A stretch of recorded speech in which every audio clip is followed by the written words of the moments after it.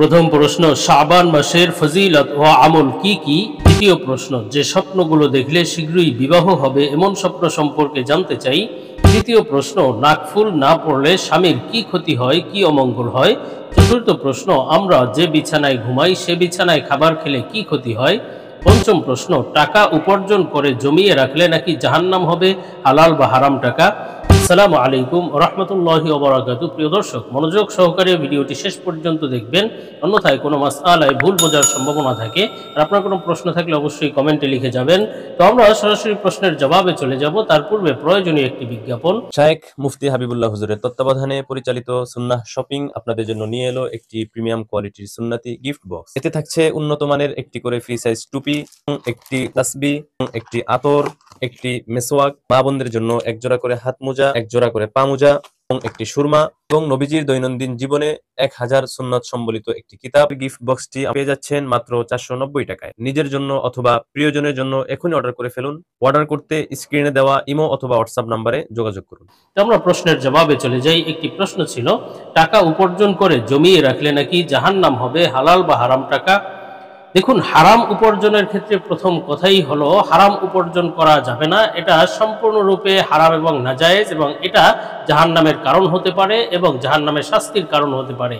কেননা কিয়ামতের ময়দানে আল্লাহ সুবহানাহু ওয়া তাআলা প্রত্যেকটা মানুষের থেকে বেশ কিছু হিসাব নেবেন। সেই হিসাবের মধ্য থেকে অন্যতম একটি হিসাব হলো, একজন ব্যক্তি কোন পথে উপার্জন করেছে এবং কোন পথে সম্পদ ব্যয় করেছে। এজন্য হারাম কোনো পথে, অবৈধ কোনো পথে টাকা পয়সা উপার্জন করলে সেটা অবশ্যই শাস্তির কারণ হতে পারে। আল্লাহ তাআলা এ থেকে আমাদেরকে হেফাজত করেন। আর হালাল পথে উপার্জন, সেটা প্রাথমিকভাবে তো হালাল পথে উপার্জন জায়েজ এবং সেটা জমানো জায়েজ আছে, তবে শর্ত হলো সেই সম্পদের যাকাত প্রদান করতে হবে, সদকায়ে ফিতর দিতে হবে। তেমনিভাবে যদি কোরবানি ওয়াজিব হয় তাহলে কোরবানি করতে হবে। তো এই যে সম্পদের যেই হকগুলো আছে, এই হকগুলো যদি আদায় করা হয় তাহলে হালাল সম্পদ উপার্জনের পর জমিয়ে রাখলে তাহলে সেটার কারণে শাস্তি হবে না। যদিও প্রয়োজনের অতিরিক্ত সম্পদ জমিয়ে রাখা এটা উত্তম নয়। উত্তম হলো সর্বোচ্চ নিজের প্রয়োজন মাফিক জমিয়ে রাখতে পারবে, বাকিটা দান সদকা করে দেয়া, খরচ করা, তবে সর্বোচ্চ নিজের প্রয়োজনে জমিয়ে রাখতে পারবে। তবে জমিয়ে যদি কেউ যদি হালাল সম্পদ এভাবে তার হক আদায় করে, যাকাত, ফিতরা, তারপরে এই ধরনের কুরবানি, এই ধরনের আমলগুলো করে যদি কিছু সম্পদ জমিয়ে রাখে তাহলে গুনাহ হবে না এবং এটার কারণে কোনো শাস্তিও হবে না। আমরা পরবর্তী প্রশ্নের জবাবে চলে যাই। প্রশ্ন ছিল, আমরা যে বিছানায় ঘুমাই সে বিছানায় খাবার খেলে কি ক্ষতি হয়? দেখুন, আমরা যে বিছানায় ঘুমাই সে বিছানায় খাবার খেলে অনেক অমঙ্গল হবে, অনেক ক্ষতি হবে, সংসারে আয় বরকত কমে যাবে, এই ধরনের অনেক কথা আমাদের সমাজে প্রচলিত আছে। তবে শরঈভাবে এক্ষেত্রে দুটি কথা প্রযোজ্য। একটি হলো যে, আমরা যেই বিছানায় ঘুমাই অথবা শয়ন করার বিছানায় আপনি প্রয়োজন ছাড়া কেন খাবার খাবেন? প্রয়োজন ছাড়া যদি খাবার খাওয়ার অন্যত্র জায়গা থাকে, খাবারের জায়গা ভিন্ন থাকে, তাহলে আপনি সেখানে খাবার খান। সুতরাং ওই যেখানে ঘুমানোর বিছানা সেখানে নোংরা হবে, ময়লা পড়বে, এবং সেখানে ঘুমালে বা সেখানে থাকলে আপনার শারীরিক ক্ষতির বিভিন্ন কারণ হতে পারে। সুতরাং যদি প্রয়োজন না থাকে বিছানায় খাবার না খাওয়াই ভালো। কিন্তু যদি প্রয়োজন হয়, অন্যত্র যদি জায়গা না থাকে, তাহলে আপনি সেক্ষেত্রে কোনো খেতে পারেন, বিছানায় খাবার খেতে পারেন। অথবা কখনো কখনো যদি আপনি এমনিতেই বিছানায় খাবার খান, তাহলে যে আপনার বিশেষ কোনো অমঙ্গল, ক্ষতি আছে, কোনো গুনাহ আছে, এই ধরনের কোনো বিষয় নেই। সুতরাং বিছানায় খাবার খেলে অমঙ্গল হবে, ক্ষতি হবে, আয় বরকত কমে যাবে, এগুলো কুসংস্কারপূর্ণ কথা এবং ভ্রান্ত কথা, এগুলোতে বিশ্বাস করা যাবে না।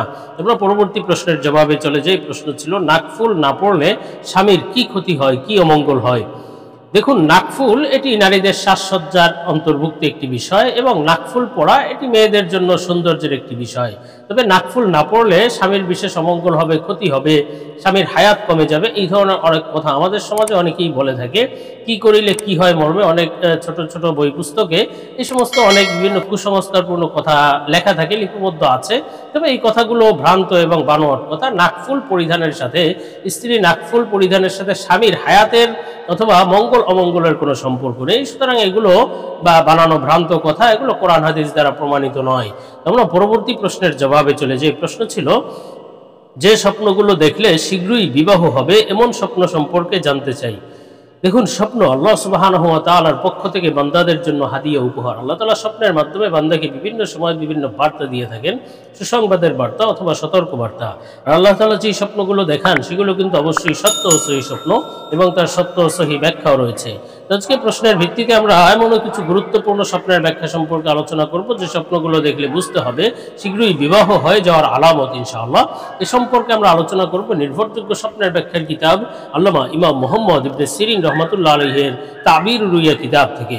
হযরত ইবনে সিরিন রহমাতুল্লাহ আলাইহি বলেছেন, স্বপ্নে যদি কোনো ব্যক্তি ওড়না দেখে, যে কোনো ওড়না স্বপ্নে দেখা, এই ওড়না স্বপ্নে দেখার ব্যাখ্যা মহিলাদের জন্য স্বামী লাভ করা তথা মহিলাদের জন্য এটি বিবাহ হওয়ার আলামত।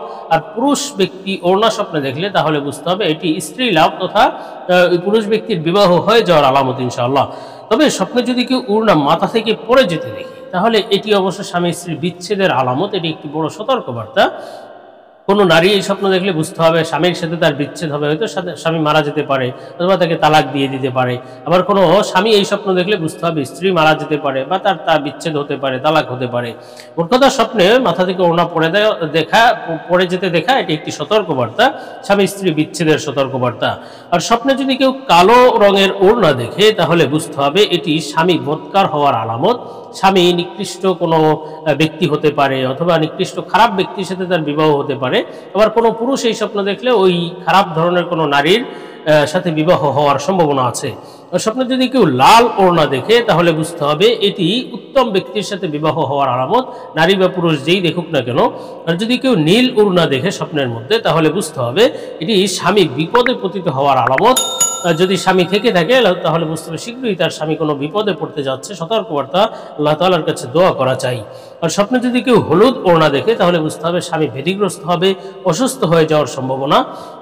আবার কোনো পুরুষ এই স্বপ্ন দেখলে স্ত্রীর মাধ্যমে এই একই ব্যাখ্যা হবে। আর স্বপ্নে যদি কেউ রেশমি কাপড়ের ওড়না দেখে অথবা খুব মূল্যবান ওড়না দেখে, সুতি ওড়না দেখে, এই স্বপ্ন দেখলে বুঝতে হবে স্বামী নেককার এবং বুদ্ধিমান হবে ইনশাআল্লাহ। আর কোনো পুরুষ এই স্বপ্ন দেখলে বুঝতে হবে শীঘ্রই সে কোনো বুদ্ধিমতী স্ত্রীর সাথে তার বিবাহ হবে ইনশাআল্লাহ। আমরা পরবর্তী প্রশ্নের জবাবে চলে যাই। প্রশ্ন ছিল শাবান মাসের ফজিলত ও আমল কি? দেখুন, শাবান মাস এটা বড় সম্মানিত একটি মাস। দুই সম্মানিত মাসের মাঝখানে এক মাস শাবান। রাসূল সাল্লাল্লাহু আলাইহি ওয়াসাল্লাম উল্লেখ করেছেন যে একটি সম্মানিত মাস হলো রজব মাস, আরেকটি সম্মানিত মাস হলো রমজান মাস, মাঝখানে শাবান মাস। এই শাবান মাসে অনেকেই আমল করা ছেড়ে দেয়, অনেকেই আমল করে না, যেহেতু সামনে রমজানের রোজা রাখবে সেই জন্য শাবানের রোজা রাখে না। নবীজি বলেন যে এই জন্য আমি শাবান মাসে বেশি বেশি রোজা রাখি। সুতরাং শাবান মাসের অনেক ফজিলত রয়েছে এবং এটি একটি সম্মানিত মাস। দুই সম্মানিত মাসের মাঝখানে একটি সম্মানিত মাস। সাথে সাথে শাবান মাসে আল্লাহ সুবহানাহু ওয়া তাআলার কাছে মানুষের বাৎসরিক আমলের রিপোর্ট পেশ করা হয়, মানুষের আমলের ফিরিস্তি পেশ করা হয়। এজন্য এই সময় রাসূল সাল্লাল্লাহু আলাইহি ওয়াসাল্লাম বেশি বেশি রোজা রাখতে বলেছেন, নিজেও বেশি বেশি রোজা রেখেছেন শাবান মাসে। যেহেতু এক্ষেত্রে দুটি ফায়দা, একটি হলো যে ব্যক্তি শাবান মাসে বেশি বেশি রোজা রাখলো আল্লাহ সুবহানাহু ওয়া তাআলার কাছে তার আমল রোজাদার অবস্থায় পৌঁছলো, এজন্য বেশি বেশি রোজা রাখা চাই। আরেকটি হলো যেহেতু সামনে রমজান মাস, এ সময় বেশি বেশি রোজা রাখতে হবে, 30টা রোজা রাখতে হবে।